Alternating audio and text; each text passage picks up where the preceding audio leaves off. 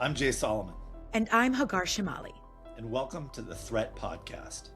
Every week, we'll analyze and discuss the most pressing, yet not always so visible, threats to global security and the movements and ideologies that fuel extremism and terrorism. We'll take listeners to the front lines of these battles, both at home and abroad, and we'll talk with the key players in law enforcement, intelligence, diplomacy, and academia who are working to counter these threats. Welcome to the Threat Podcast. I'm Hagar Chemali. And I'm Jay Solomon. Today we're going to discuss the threats posed by the Chinese Communist Party and its efforts in the United States to interfere in our politics and elections, and also its efforts to export its repression here. This episode comes following some interesting news in this space, and this just skims the top. In May, for example, of this year, the mayor of Arcadia, California, Eileen Wang, she resigned after she pleaded guilty to acting as an illegal foreign agent for China. In late 2024, a staffer of New York City Mayor Eric Adams named Winnie Greco, she faced federal investigations regarding her deep ties to the Chinese government. In 2022, the Department of Justice exposed a secret overseas police station operated by China's Ministry of Public Security just in Manhattan's Chinatown, literally in the Lower East Side. In 2025, the New York Times investigated how the Chinese consulate in Manhattan has mobilized community groups to defeat political candidates who have opposing views to the CCP. In 2021, a 3-story sculpture depicting Chinese President Xi Jinping's head in the form of a COVID molecule was burnt to the ground. There's a lot. Like I said, I am just skimming the top. These are some of the most major headlines. Jay, it doesn't look like the CCP is letting up on this kind of behavior anytime soon. And I keep wondering why they feel so emboldened to do this kind of behavior and why it's so central to their foreign policy. I mean, you're right. It does feel like our country in many ways is like totally penetrated. You wonder like how our counterintelligence, counterespionage, forces are working when like all these cases you put, right there in a row. And I've been thinking a lot about some of these protests that have been erupting related to everything from Palestine to the Iran war. There's pretty good evidence that it's funded through this network called the Singam Network, which goes back to China, and our government believes it's part of a Chinese intelligence operation as well. So, yeah, it does feel like our country is very penetrated and exposed. And you wonder, I mean, I guess you could say these people are getting arrested, so it's not like we're totally blind to it. But I think that's part of the reason the Chinese will probably feel so emboldened. They just see a very open space to which to operate. And even if some of their operatives are getting taken out, the overall structure of what they're doing continues. Well, and it's crazy because we have, it's a dictatorship, right? An authoritarian regime that stamps on any kind of freedoms, and yet they abuse our democracy to either advance their own goals, export their repression, something the FBI calls transnational repression, and also to ensure that they harass and intimidate people here, Chinese Americans, to make sure that, and Hong Kongers, to ensure that their dissent or that their views don't pose a threat to the longevity of the CCP. It's crazy to me because I always keep thinking, like, how can these, and I know that the Chinese regime is not the only one, that the Iranian regime does this, the Russian regime does this, how they feel so emboldened. And yet at the same time, sometimes I feel like we have these vulnerabilities that they exploit because we have freedom of expression, because we have social media that operates freely. But some of the most concerning, I find, is this harassment and intimidation of people here. And I want to talk a little bit more about this. And we're going to dive more into this. And to do so, we have an incredible guest with us today. So let's turn to her. She has firsthand experience dealing with the repressive tactics of the Chinese regime. Anna Kwok is the board chair of the Hong Kong Democracy Council, an organization that seeks to promote the freedom and establishment of a democratic Hong Kong, which therefore provides a voice for those silenced by Beijing. Anna played an active role during Hong Kong's 2019 protests, the 7th anniversary of which is actually today when we're taping on June 9th. She also led an anonymous international campaign, and in 2022, she made the decision to go public, risking her own safety to continue fighting for the freedom and democracy that Hong Kongers everywhere deserve. For her actions, her 70-year-old father was taken hostage by the Hong Kong government to retaliate against her on the basis of a fabricated national security crime. And we're going to talk about those national security laws later in the podcast. On top of that, the Hong Kong government has placed a bounty of 1 million Hong Kong dollars on her. Yet Anna joins us today, based in the United States, thankfully, continuing the work that Beijing has criminalized. Anna, welcome. Thank you for joining us. Thank you for having me. Anna, let's start off with this story of the bounty because it's just so shocking and truly emblematic of the Chinese regime's transnational repression. You recently testified about this. You talked about this in your testimony before the Congressional Executive Commission on China. So talk about this 1 million Hong Kong dollar arrest warrant issued against you. Can you explain it a bit? Is it truly the CCP's hope that someone will turn you in from here? How has this bounty affected your daily life? Yeah, for sure. So it all started actually almost 3 years ago now in 2023, July. So one morning I was asleep, hoping to get more hours of sleep in actually after a lot of work done. And I heard my colleagues knocking on my door, asking me to wake up. And of course I was nervous. I didn't know what was going on. And then they shouted, "You are now wanted by the Hong Kong government with a 1 million Hong Kong dollar bounty on your head." And of course, immediately I went, "What the hell did you just say? Like, what do you mean?" Because that was the first time they were using something like a bounty. And quickly, I saw a lot of news waking up about this bounty being issued to 8 people who are outside of Hong Kong, who were still doing a lot of pro-democracy advocacy at the time. And the chief executive of Hong Kong, which is the political leader of the government, then held a press conference saying that if we were caught, it would be life imprisonment for all of us. And of course, their goals ultimately, I think there are several layers to it. The top layer is that, of course, they wish someone would just kidnap us, send us back to Hong Kong. But they know that would be the most impossible mission of all of it, because all of us reside in mostly democratic countries or countries that really fully understood this sort of transnational repression and foreign policy, foreign influence by the Chinese and Hong Kong governments. But at the same time, I think they wanted to make sure we know we're being watched. They want us to feel hunted all the time. No matter where we are. And they also want to put this target on our back. They were essentially encouraging pro-CCP nationalists or extremists to carry out perhaps lone wolf operations on us that would harm us or injure us in ways that cannot be imagined. So basically, that's the goal of putting something as ridiculous as a bounty on us. In 2022, Anna, you made the deliberate choice to sort of take off your mask and go public with your identity.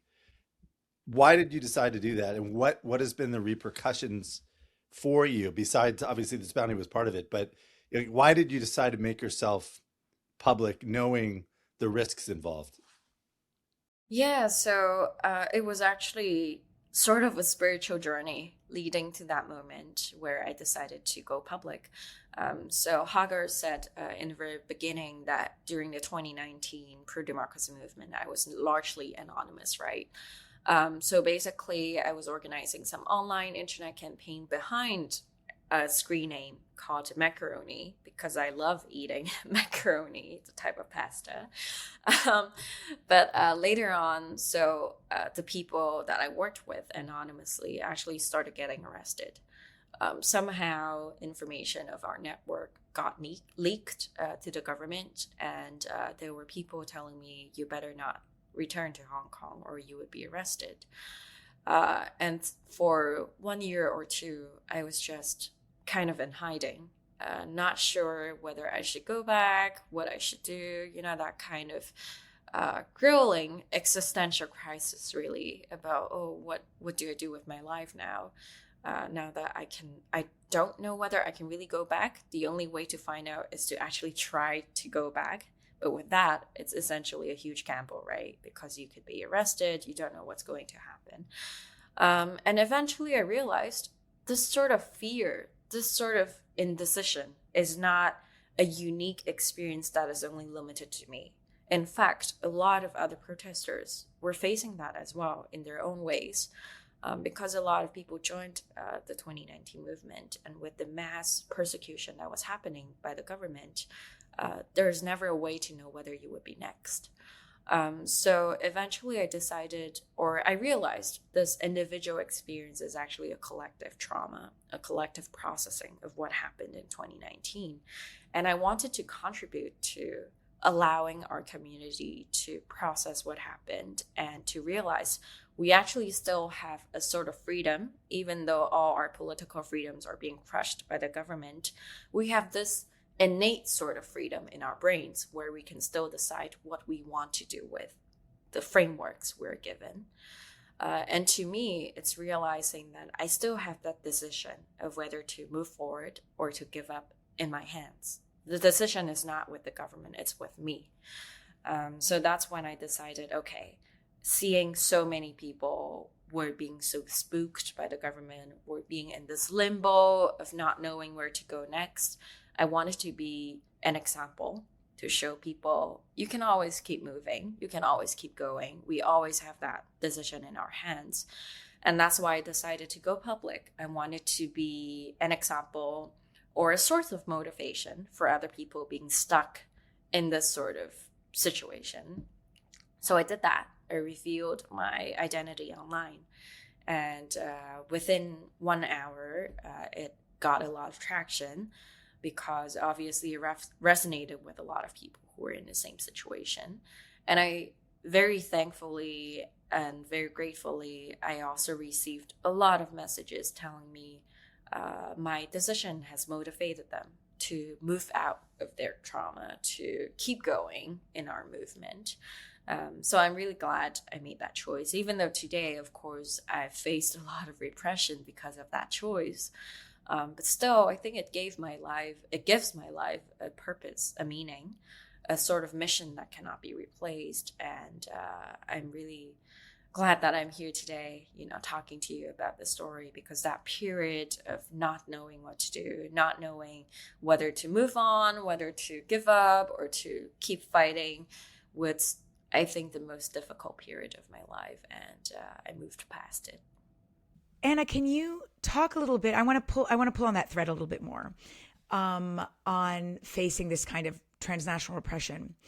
Can you give us a few examples of what does that look like? Whether it's toward you or to others with whom you've worked through your organization. Do you have some examples you can share with us of what transnational repression looks like when a government like this, when the CCP reaches its tentacles across its borders and operates here?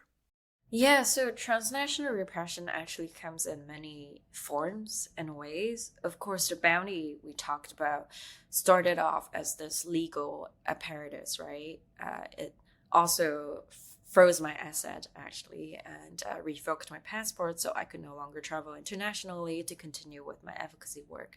But at the same time, it evolved into this complex of physical, psychological, social warfare against me, really. One thing you see is that you receive a lot of threats, and they are mostly physical threats. There were threats, to kidnap me, but there were also threats to rape me or even assault me here on American soil. And of course, when you receive these threats, you never know what is going to happen, whether they're being serious, when they're going to do it, what they're actually going to do, who is doing it. And then it drowns you in this constant fear and constant anticipation that, perhaps the next moment someone is going to barge inside my door and start doing whatever. And I think that kind of builds onto the pressure of transnational repression we face. We are stripped of the sense of security and safety. We're always in the state where we feel we're being watched, we're being hunted. And that's the psychological warfare they aim to build with transnational repression.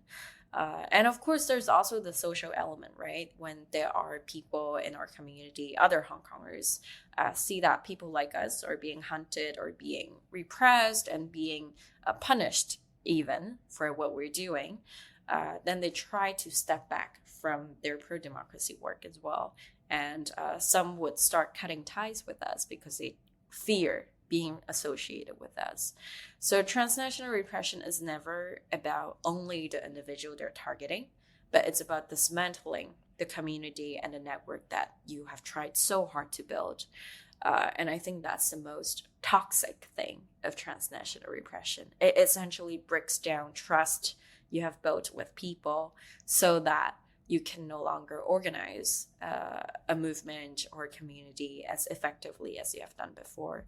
But I do want to stress that I think our community has come a long way. Of course, we're still in our infant period of, doing this organizing movement outside of Hong Kong compared to a lot of other diasporas that have been in exile for decades or even, sadly, for generations.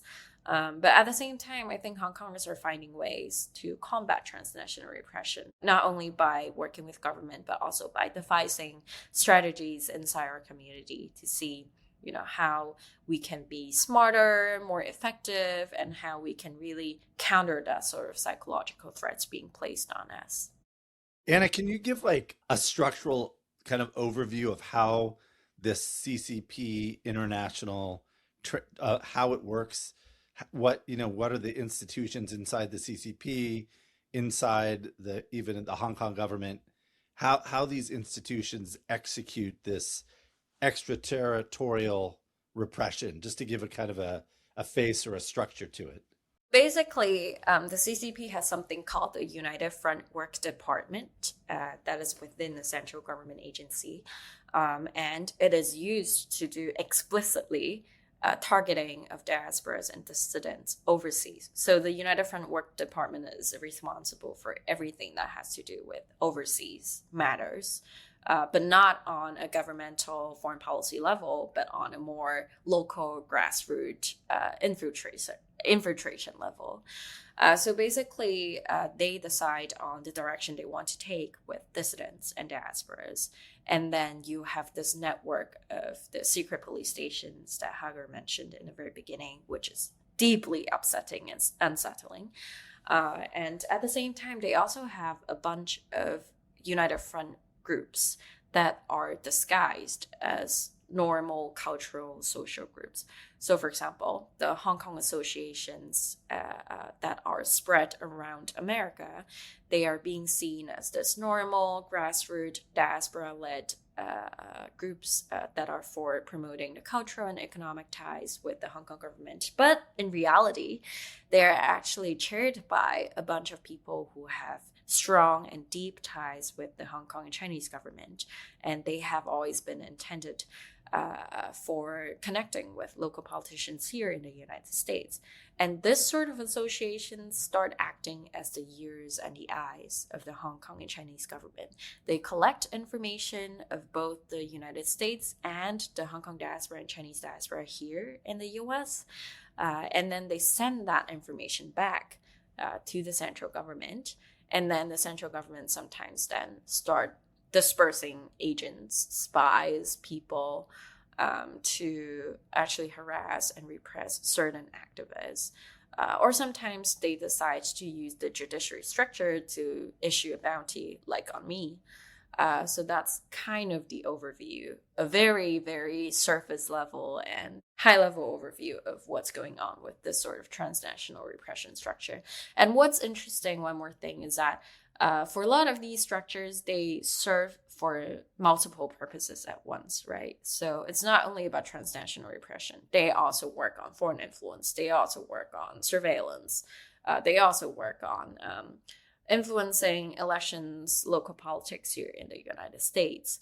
And at the same time, the Chinese government essentially functions as a black box because it's not a democracy. It doesn't have transparency or accountability. So their composition also sometimes change depending on who's the leader, or which person Xi trusts more these days. And it can become rather arbitrary at times. So that is the sophistication of the Chinese Communist Party as well, that they never let you know what's really going on underneath the wrap. So you never know what to expect. As far as this idea of getting Chinese to basically spy on other Chinese or expatriated Chinese, I did a story a few years ago about Silicon Valley, sort of Chinese espionage in Silicon Valley. And I remember talking to people where they said all the Chinese nationals who were working in Silicon Valley, basically, when they go back to China, they're basically forced, maybe even upon arrival, to sort of give a download on what they're doing or what they're up to. Is that part of this structure that you're talking about? This kind of, if you're going back to China, you're sort of by law required to divulge what you're picking up. Even in this case, it seemed like what it was trade secrets from the tech companies that they were working for. But is that a similar dynamic? For sure. So you talked about Silicon Valley, the kind of tech race that China is in with global powers around the world. And at the same time, in terms of democratic organizing, during the white paper movement a few years ago, when Chinese people really stood up against the government, a lot of the efforts actually happened overseas, outside of China, organized by students who were studying abroad. And what we heard or saw on the news was that a lot of the times when these students go back to China to visit family or go for vacations, the first thing they did was to have a conversation with the secret police, because they would search after them and to ask them about their involvement in the white paper movement, ask them about, people they were in touch with, ask them about contents of conversations, or even ask them to identify potential classmates or friends they thought would be involved in this sort of political organizing. So that's definitely something China does, that even if your activities happened completely outside of the bounds of China, outside the geographical borders of China, still, once you are a Chinese citizen, you would always be governed by the Chinese government, no matter where you are, including when you are outside the US. So that's the horrors of what the Chinese and Hong Kong, Tibetan, Uyghur people are facing. We're constantly being watched. Our information are constantly being collected, and we're always threatened by this sort of surveillance operations. Anna, we talked a little bit about the secret police stations that were in the Lower East Side, as we mentioned. And by the way, these secret police stations, as far as I understand, are all over the world. And some countries have taken action against them and some haven't. The U.S. was the first, I believe. And the U.S. indictments named officers from the Ministry of Public Security of the CCP. And I found that fascinating because this ministry is identified really as the PRC's domestic law enforcement agency, kind of like our FBI. And so I was wondering if you could talk about the role this ministry plays in China's transnational repression campaign. Yeah, so as you said, the Chinese government has no regards for area of jurisdiction, right? So they always transcend the boundaries or the limitations that are supposedly set on their department. And the ministry's role really is to direct whatever that goes on to secure the power of the central government, which actually in today's reality is to secure the power of Xi. It's not even about the central government. It's only about the power of Xi, the sole dictator of China. And you can see that Xi has always been very quick to really nip the bud of any political dissent. And not only by people who are seeking democracy, but also on officials that don't agree with his policies or the direction he has been taking. So in the past year, we have seen that he actually has fired a number of high-ranking officials, specifically in the military, because they don't necessarily agree or follow his orders to his satisfaction. And even that sort of work can be carried out by the ministry, because again, their sole purpose is not, is not about how, in the US government, it's very, very clear what each agency is doing and what they're designed for. But in China, it's not the same. It's only about who gets the ears of C and who's loyal to him. And whoever is the most loyal, they have to do all the dirty work for him. And that's basically the work and the duty of the ministry. I'm curious. It seems like Chinese in the United States are kind of reluctant to, you correct me if I'm wrong, but they seem like they're reluctant to like engage with US law enforcement, to push back on this type of repression, to help the US government, root out or identify whether it's a police station or some other Chinese operative. How does your organization look at that? How do you navigate, this problem of being targeted by the Chinese government on US soil, and, whether you're willing or do you trust working with the FBI on these cases? Yeah, so it's actually a complex situation, I would say. But in short, we do work with the FBI. I do meet with them from time to time to talk about the latest. But the problem is that for a lot of diasporas, not only Hong Kong, but also Chinese, Tibetan, Uyghur diasporas, a lot of them feel fear for talking to the FBI. What if that got found out by the Chinese government, right? And if the Chinese government found out anyone dared speaking with the FBI or shared intelligence, then perhaps they would arrest your family or, hold your family just so they can take hostage of them. And that, I would say, is the topmost fear of most of the dissidents and diasporas here in the United States. But at the same time, a lot of the dissidents face this issue where they may still be seeking asylum here in the United States. They don't really have citizenship or legal status that secures their permanent stay here.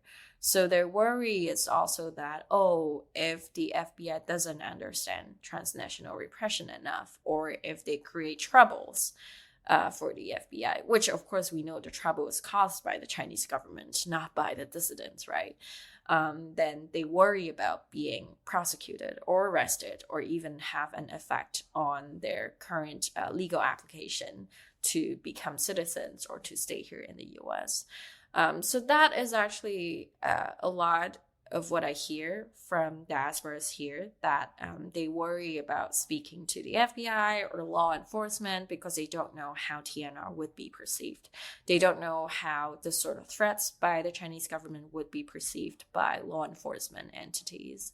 And what we do is basically, I try to be the bridge between the community and the FBI, because the community trusts me, and I also have a relationship with the FBI. So when community tells me what they have gone through, and if they wish to remain anonymous, then I can act as the messenger to share what is going on with the FBI. And so far, that has been working pretty well. We have also invited the FBI to our community events with hundreds of people, so that the FBI can give a presentation and share how the community can contact them directly should they wish to. And I think it's this sort of trust building that is really important to ensure that the diaspora and more dissidents would feel safe and would feel they can reach out to the FBI. And to be honest, I had bad experience with the law enforcement before as well. Here in the US, because in 2023, when I was trying to protest against Xi Jinping during his visit here for the APEC summit, I organized a huge protest in San Francisco. And at the time, I was also receiving a lot of death threats, and I contacted the FBI, who offered me protection. But when it came to on the ground situations, is really the local police officers who had to be responsible for intervening or for protecting me, right? So there was one time when a few masked Chinese men bearing metal poles were stalking me on the streets. Of course, I was scared, even though I was with a lot of other people, and I tried to seek help from one of the local police officer and In San explain this. Francisco. Yeah, in San Francisco. Yeah. And I And tried to APEC, explain. for our listeners, APEC is the Asia Pacific Economic Cooperation. So this was their summit in San Francisco. This is what was happening. Yeah, thank you for elaborating on that. But yeah, so during that, I was trying to tell a local police officer, hey, I need help. These people are following me. They're gonna actually hurt me because I've been receiving this sort of death threats. And the local police officer looked at me like I was crazy. And he told me, nothing like that happens on American soil. You are safe here. And I just thought, wow, they really didn't understand the problem of TNR and how rampant it has been. And so I can understand why some people are skeptical about working with law enforcement officers or even calling the police for cases like that, because they don't know how the police were going to respond. And that's why we have also been working to get better state level responses, because a lot of the times it's really the first responders who will decide how the situation is going to go when someone is being threatened by secret police or secret agents from the Chinese government. I'm curious, does the CCP ever use non-Chinese or non-Chinese American individuals or organizations as part of this repression? I raise that because we did a podcast a little while ago looking at some of the stuff the Iranians do to target people overseas, and they'll sometimes use like Mexican narcotics gangs or Central Asian gangs to target. There was a woman who was targeted in New York. They traced it back to Iran, but they were Eastern, I think they're Eastern European or Central Asian, essentially gangsters. But did the CCP do that, or are they more focused on more controllable assets? They actually do that. You're right on point. And I think, honestly, the Chinese government is forming this dictatorship club with the Russians, the Iranians, to do a lot of that, because in the past, we get DDoS attacks, like what's it called? The digital attacks pretty often on our servers, email, and things like that. And when we try to trace the origin, it sometimes comes from Iran, sometimes North Korea even. I can see that. Yeah, so they do help out each other. But at the same time, going back to the San Francisco experience I mentioned a few years ago, on the ground, we did see non-Chinese looking people joining the efforts to stalk, intimidate, and harass us. And that was very alarming, because you can see the Chinese government really has cultivated their own network and ties of commanding people that are not even Chinese nationals necessarily to stalk after us. And we have also seen in the past where they hired Americans even to help with transnational repression. In fact, in the United Kingdom, there is a current case that's being unfolded in court where a British former Marine officer was hired by the Hong Kong government, or proxies of the Hong Kong government, to stalk and harass and surveil on Hong Kong dissidents. And in court, we saw ample evidence of that. And eventually, actually, this former Marine committed suicide in a park. And some would speculate whether it was really suicide or if there were other things that happened to his death. But regardless, it was clear as day that the Hong Kong government, and of course the Chinese government as well, have always tried to reach out to foreign nationals to help with their campaigns. And they really also like reaching out to people in the military. That has been something they wanted to do because they would get access to intelligence, to information they would otherwise not get. And they also believe these people who have been trained in the military would be better operatives when it comes to surveillance. So that's highly disturbing and unsettling. Anna, if I want to talk a bit more about President Xi, because we know that monitoring the diaspora long predates him. But while he's been in office, there's been legislation that's been created and passed that has really cracked down further, specifically the National Intelligence Law and Hong Kong's National Security Law, which show that he's really taking this more active, proactive approach. In your view, how has Xi specifically changed the nature of these operations? What does he fear so much? Or what drives him, really? Yeah, so that actually reminds me of something ironic. Right before Xi came to power, everyone knew it was going to be him, that was going to be the next Chinese leader. But people had a sort of optimism around Xi, thinking he would be a liberal person who might bring China into, a state where democracy might be allowed or a bit of voices might be allowed, just because his father was a relatively liberal politician within the CCP regime.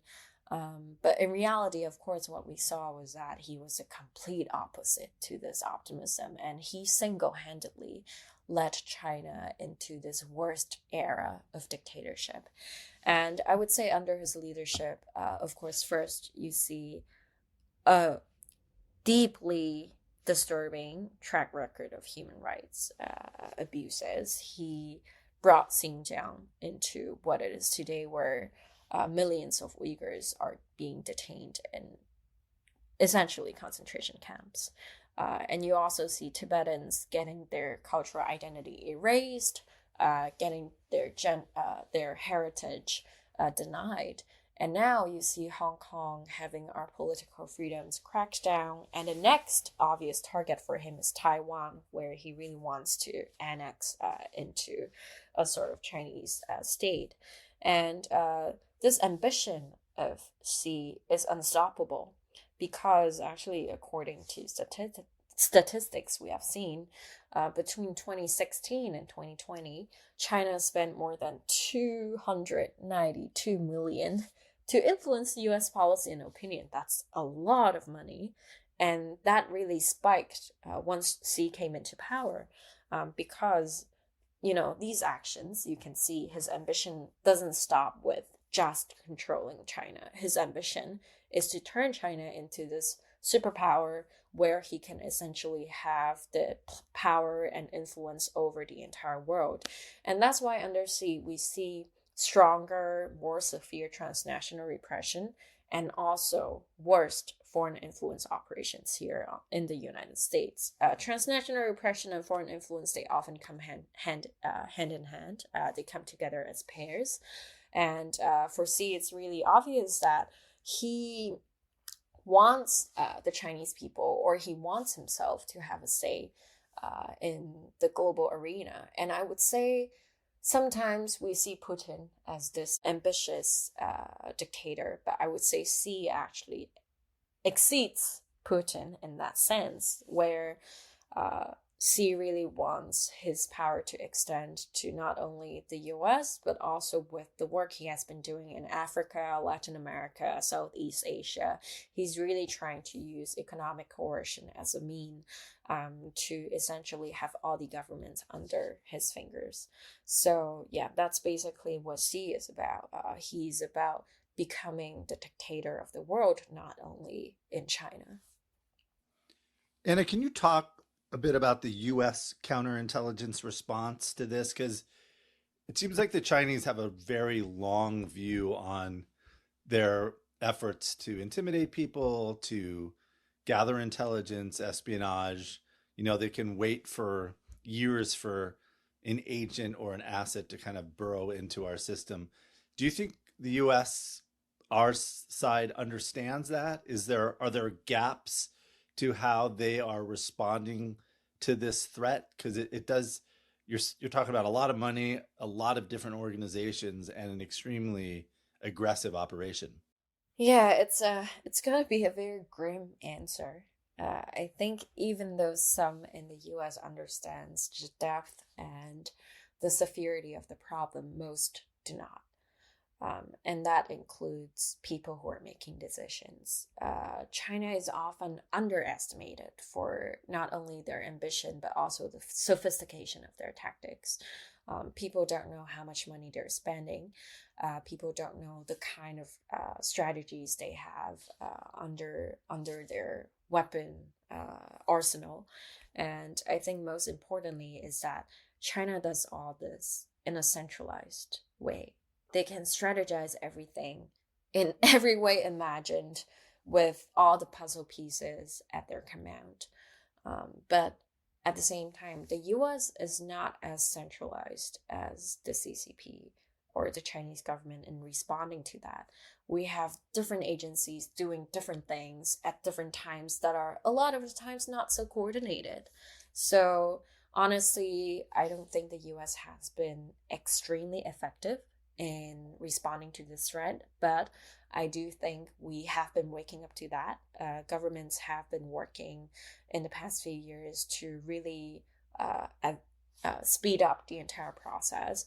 And that's why in Congress, for example, there have been bipartisan efforts to bring up this bill called the Transnational Repression Policy Act, which actually is just doing something super fundamental, which is just to coin and codify a definition of the TNR.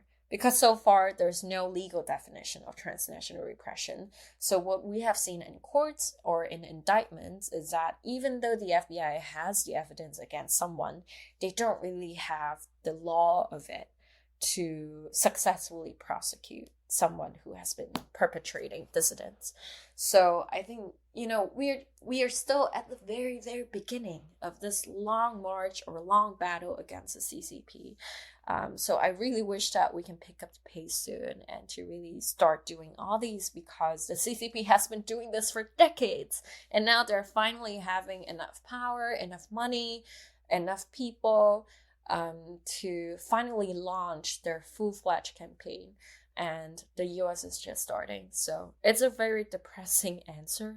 But I do hope with, podcasts like these, conversations like these, we can pick up the pace, get more people to understand what's really going on, and start building something fundamental and effective against the CCP. That's really painful to hear. And, because it's why? Also because we know the behavior's happening. As Jay mentioned earlier, we have plenty of stories, not just of the CCP doing this, of other regimes doing this. I happen to have worked very closely with Iranian dissidents that have faced kidnapping and assassination attempts here. And we know they do this. These regimes feel bold doing it. And the reason they feel bold ultimately is because they don't feel the consequence of their actions. They don't care, right? It's just, and it's painful because I think, to your point, not only do they not understand the gravity of it or the commitment by these regimes to do this and the resources they put to it, but I'm not sure that folks in power are connecting why it's so necessary that we push back on it. Because, these regimes will just keep doing more of it, and it eats at our public safety. It eats at our freedoms. It eats at our democracy ultimately. And I hope that, they have a reckoning soon, thanks to testimonies like yours.